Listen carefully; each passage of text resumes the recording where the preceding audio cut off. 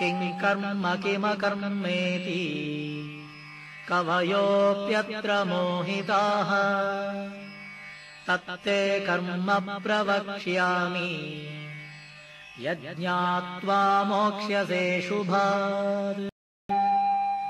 कर्मणो ह्यपि बोद्धव्यम्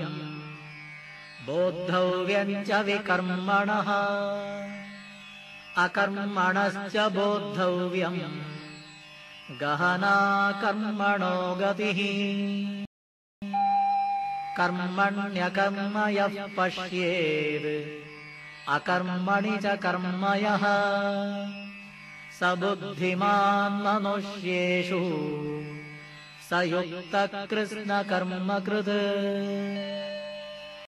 यस्य सर्वे समारम्भाः कामसङ्कल्पवर्जिताः ज्ञानाग्निदग्धकर्माणम्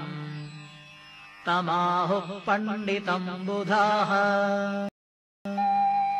त्यक्त्वा कर्मफलासङ्गम् नित्यतृप्तो निराश्रयः कर्मण्यभिप्रवृत्तोऽपि नैव किञ्चित् करोति सः।